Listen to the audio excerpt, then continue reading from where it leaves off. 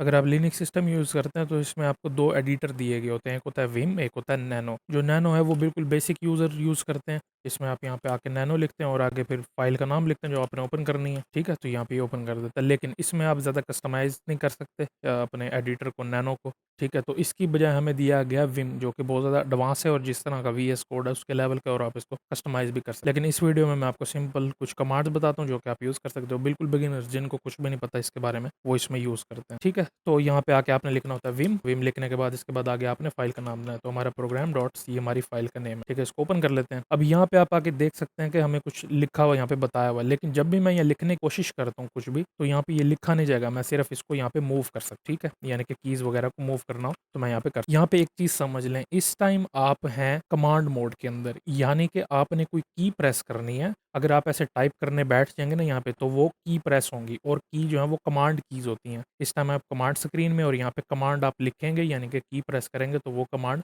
Run होगी। अब मिसाल के तौर पे मैंने इसको चेंज करना है। चेंज करने के लिए मैंने यहाँ पे कमांड मोड में आई प्रेस करना है, आई प्रेस करते ही ये इंसर्ट मोड में चला जाएगा, ठीक है? यहाँ पे ये देख सकते हैं इंसर्ट लिखा गया, यानी कि अब मैं जो भी चाहूँ यहाँ पे लिख सकता। अब मैं क्या करता हूँ, यहाँ पे आके एंड में लिख देता हूँ रिटर्न 0, ठीक है? क्योंकि इंट है, यहाँ पे रिटर्न 0।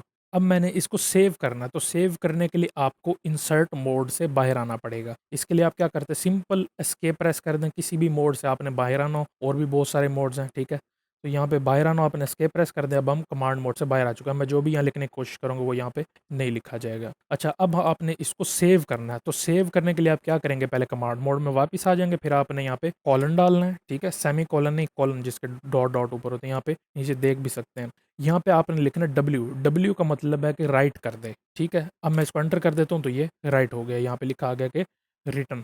अब इसको आपने क्विट करना है, क्विट करने के लिए दोबारा यहाँ पे शिफ्ट कॉलन डालें और यहाँ पे क्यू लिखना है, सिंपल क्विट हो जाएगा, ठीक है? एंटर करेंगे, क्विट हो जाएगा, फिर अब दोबारा विम कर लेते हैं इसको। अच्छा, अब मैं चाहता हूँ कि यहाँ पे कोई और वैल्यू मैं लिख दूँ, मिसाल के तौर पे मुझे ये लाइन नहीं चाहिए थी, मैं ये मिटा देता हूँ लाइन, ठीक है? अब दोबारा सेव करना है मैंने, एस्केप से बाहर आ जाता हूँ। अब मैंने क्विट भी करना है और सेव भी करनी है, तो दोबारा शिफ्ट कॉलन लिखेंगे यहाँ पे।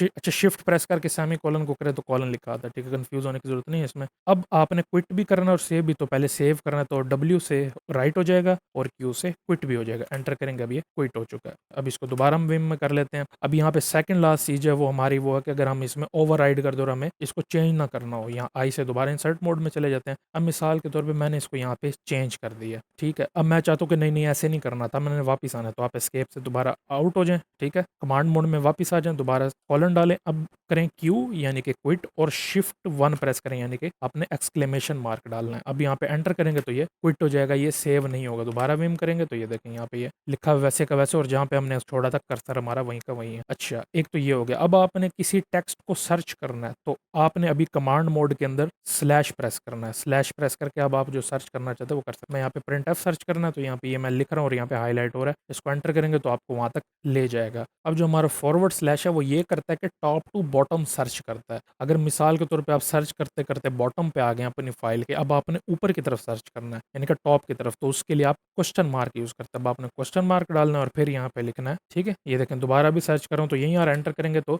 आपका कर्सर प्रिंट से पहले आ जाएगा, यानी कि उस तक आपको लेके चला जाएगा, ठीक है? तो ये तरीका था, इस तरीके से आपने विम को यूज करना। अब यहाँ पे फाइनल आपने क्विट करना, तो डब्ल्यू क्यू से राइट और क्विट कर दें तो ये क्विट हो जाता है, ठीक है? बिल्कुल शॉर्ट सी वीडियो है, बिल्कुल सिंपल सा तरीका है कि विम को यूज कैसे करते हैं। अक्सर तो ये होता है कि विम में आ जाते हैं लोग, इसको यूज ही नहीं करते क्योंकि उनको ना क्विट करना नहीं आ रहा होता, और फाइल जो है अपनी खराब कर देते हैं। और अक्सर वीडियोस भी ऐसे होते हैं जो आप मेरी वीडियोस के अलावा कहीं देखेंगे तो विम यूज कर रहे होते हैं, तो अक्सर लोगों को समझ नहीं आ रही होती कि ये विम है क्या, कमांड मोड क्या, इंसर्ट मोड क्या, उनको नहीं समझ आ रहा होता, और ना उसको डब्ल्यू और क्यू की समझ आ रही होती है। तो इस वीडियो में होपफुली आपको समझ आ गई होगी कि आप इसको विम को किस तरीके से यूज करते हैं लिनक्स में।